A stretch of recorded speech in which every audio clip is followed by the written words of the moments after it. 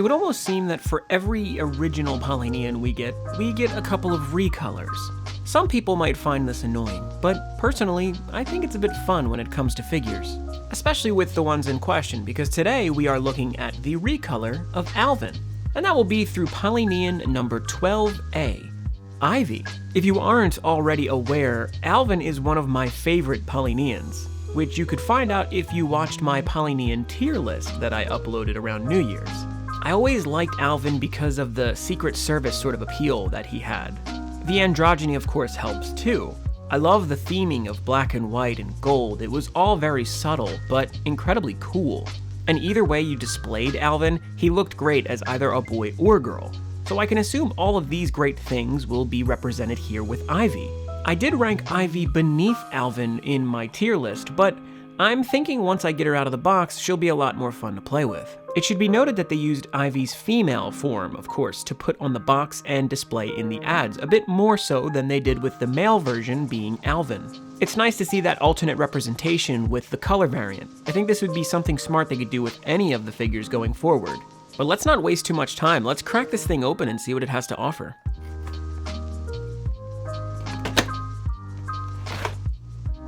As per the usual, once removed from the window display box, we get a plastic blister that shows everything very well. The figure to the left and all the accessories to the right, but of course, there's also a second layer, which has even more accessories and the hexagonal base.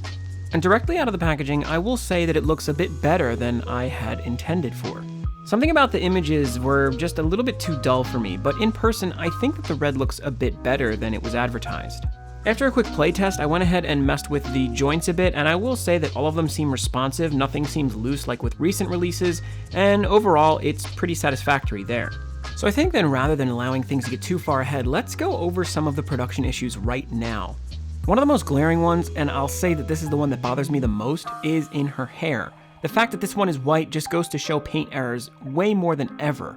And whether or not my camera is picking it up right, there is quite a bit to dislike here. If you can see right above my thumb, there is actually some gray right there next to that little chunk sticking out in the front of her bangs. That's not supposed to be there, I can assure you. Now on the top of that chunk as well, you can see even more of that gray, which makes no sense because the gray in her hair is all the way over here. It's nowhere near this piece. The fact that it ever made it over here is baffling to me. Now next to the gray bang in her hair, you can see quite a bad bit of painting right there. It's very sloppy, very messy, and honestly one of my biggest problems already. This looks really bad. With white hair like this, it makes it look so dingy, and you can even see between the two spikes of her bangs even more problems with that gray paint. It looks awful. And on the side, I really don't understand them making these a sort of pearl color. It's kind of strange. They're a shiny white, whereas on Alvin, all of the other stuff is the complete opposite to his black hair, so you would imagine that this would be black rather than being white again. It doesn't even work with the theming. That's more of a problem with the design. I don't really get it, but either way, this hair looks really bad right out of the box, and I gotta be honest, I'm pretty irritated already. Now, not so sure where I heard it, but it does seem to be true that now, with all of the models going forward, you can remove their hair entirely so that you could put any hair on any head, I guess, and swap it, which I guess is cool, but I just wanted to show you how bad it looks inside the head. Why is all this gray here? That doesn't make any sense. It reminds me of when we took apart Kelly and found all of that gray inside of her torso. The main reason I was taking off her hair though was to show a paint smudge right on her nose. I'm not sure how well my camera's going to pick it up, but if you can see on her nose, there's a little black smudge, and it's pretty noticeable on a pale white face like this. And obviously it has no place there. There's no painting that even goes on the faces. Those are decals from what I can understand. And it's just so irritating with a brand new release to have these problems right off the bat.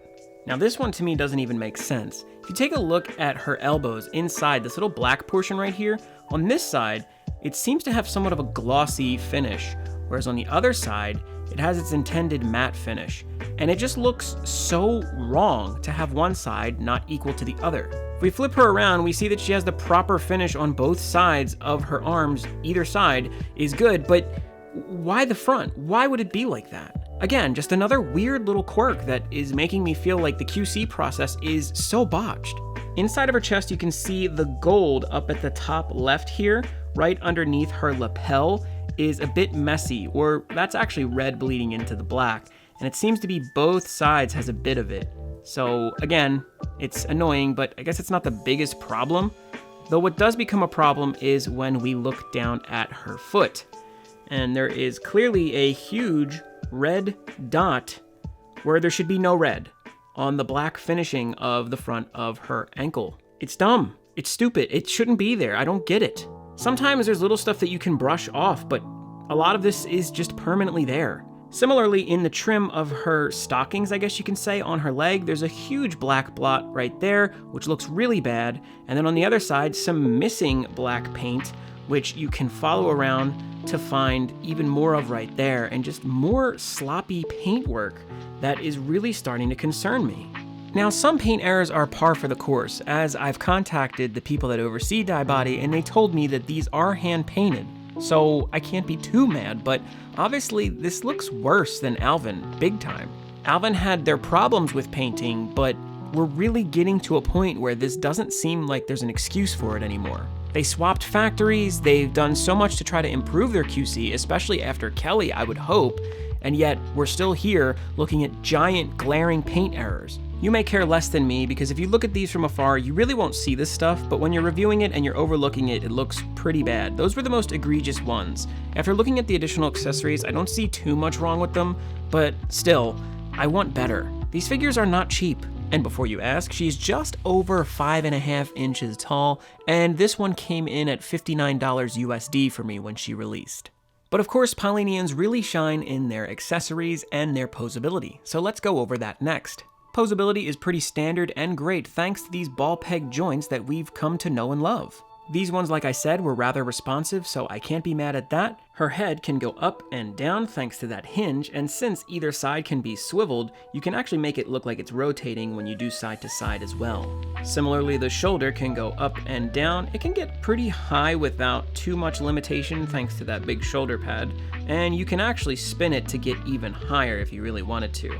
But of course it has the swivel at either side and is rather mobile as well. The elbow, despite being a sore spot for me, can go up and down.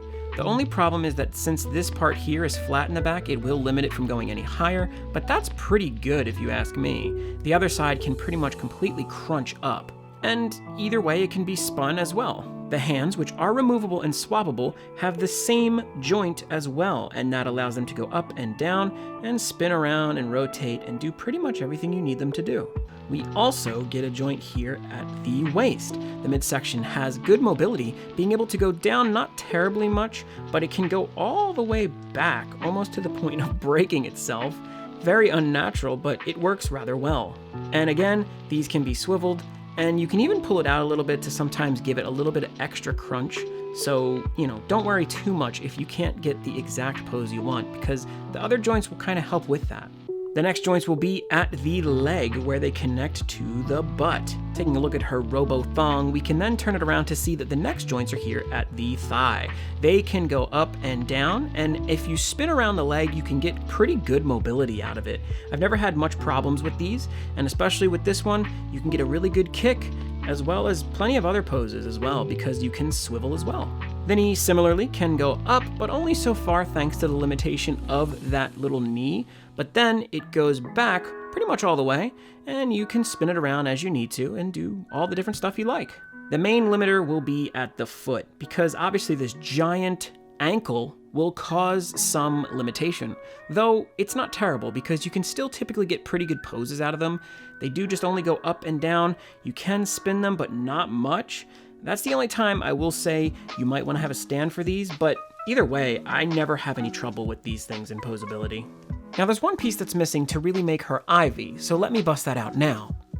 Along with her faceplates and hands, you'll find this little ponytail, which has a giant ribbon at the top and looks rather cute. This can be plugged in right at the back of her head at the bottom. This can limit the mobility a bit, but not too badly because it's on a ball joint and it can move around pretty decently. Though now, that would make her a girl. Well, I guess it would make her a long-haired girl. You could take it off and make her a short-haired girl too. You don't really see it too much from the front, though it does have some presence. Either way, it's a nice little touch to make her a girl, especially with this codpiece being a little bit more revealing of her pelvis, I guess. And then in the back, you get to see that lovely booty and the robo thong. A bit weaker, but still super cute.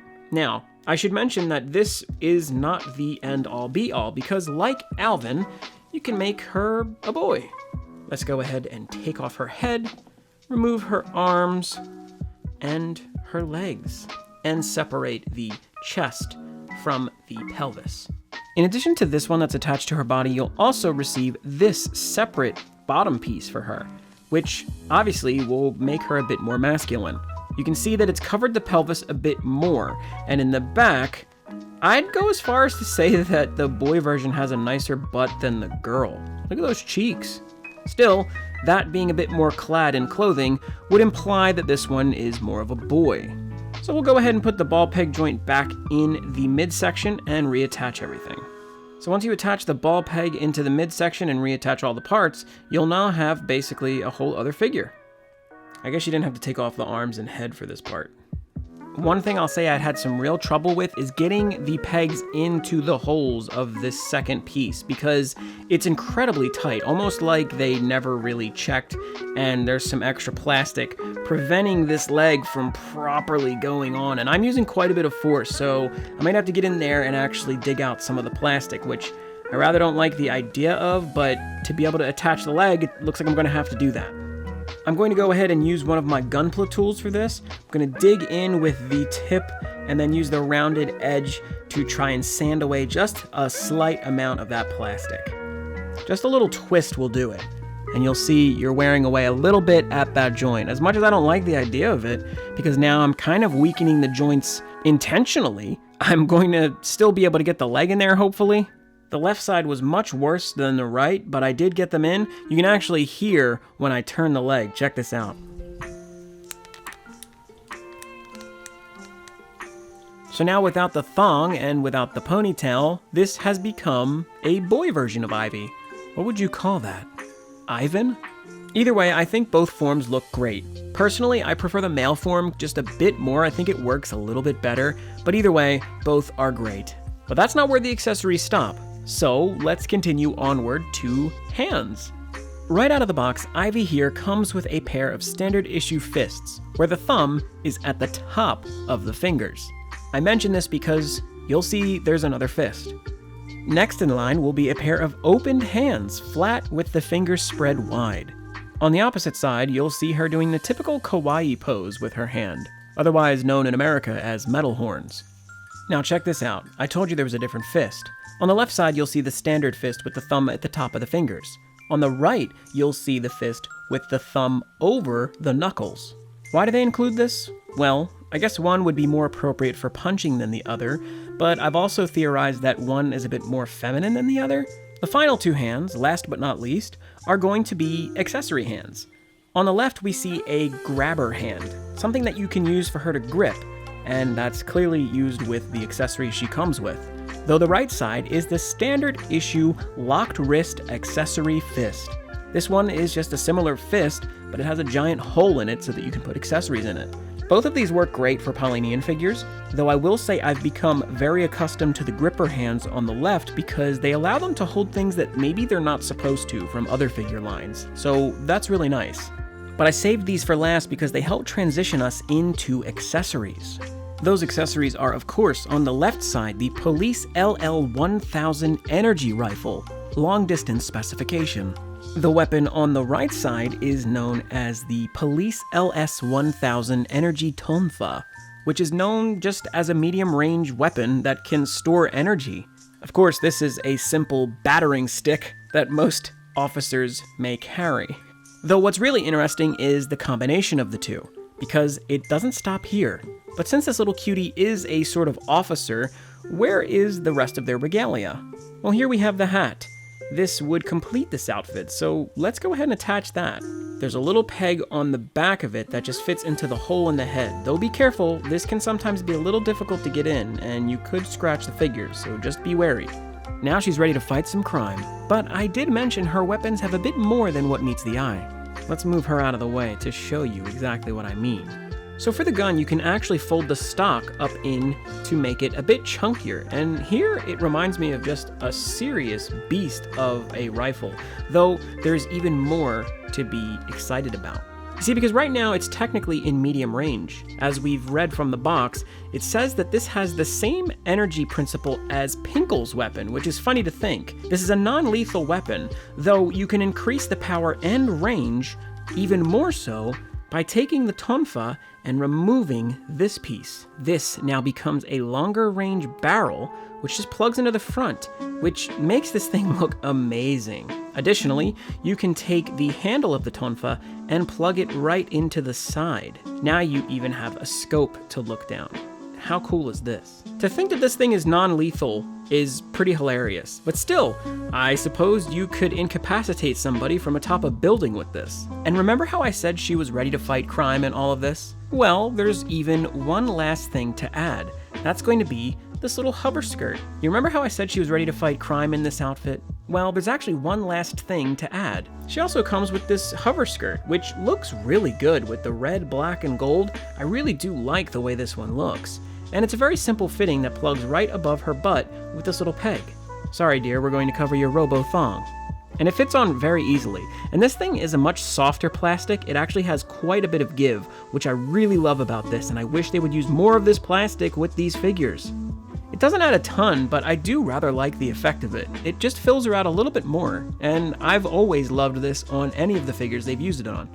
It doesn't add too much, but it fills her out just enough to make it seem like a nice little addition. I always loved this, and I don't think I'm going to stop anytime soon. So now she's ready to go, but you would imagine she's some kind of cold, unfeeling automaton, but I assure you, like most Polynian, this girl has some complicated emotions. I say complicated because to get to them, we're going to have to rip off her hair and her face. This has become par for the course with Polynians, and we'll just add a new emotion and show you that now she is rather enraged. They always do really great on the faceplates. This one's really clean and really good looking, no errors, which is making me prefer it over the one that came out of the box stock. But she has even one more, and this one is immensely precious, being this really cute smile. It's almost bashful. She has a bit of red in her cheeks, her eyes are somewhat narrowed, and that mouth is just a neutral happiness that really makes me think this girl could really seduce you.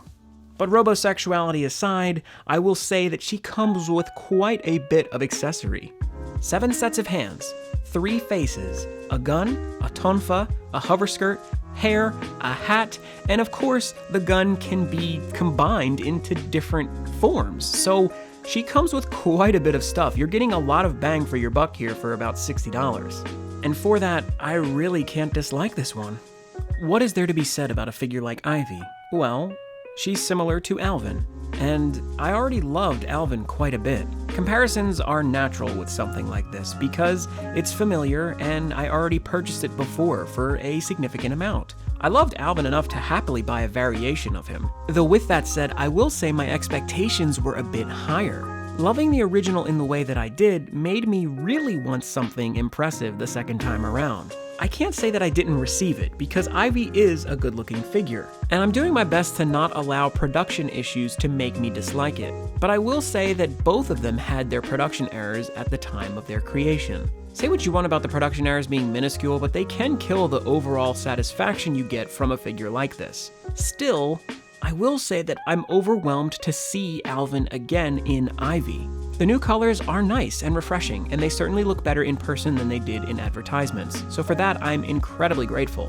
Ivy also comes with quite a bit. Like I said, 7 sets of hands, 3 faces, a gun, a tonfa, hair, a hat. It's all really nice when it's all packaged together for $60. The hexagonal base, of course, is another pack-in that does its job of keeping the figure standing, and you really don't even need it for a figure like this because it balances rather well. The design is great, the colors are wonderful, the posability is almost perfect, and overall this thing is wonderful. But with the production errors, we are begging the question, why have we not fixed this by now?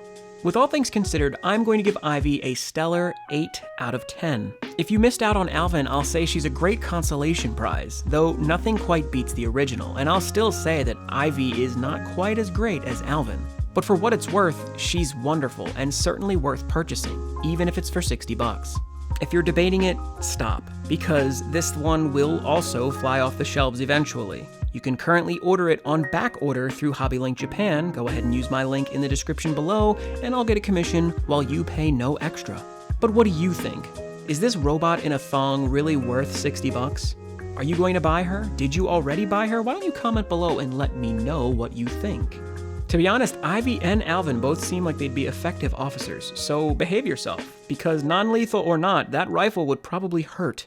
But so long as you're behaving yourself, make sure to click the links on screen, because I have a Polynian tier list as well as all of my reviews here, which include all the other Polynian figures. But until next time, thank you so much for watching, have an amazing day, and keep on collecting.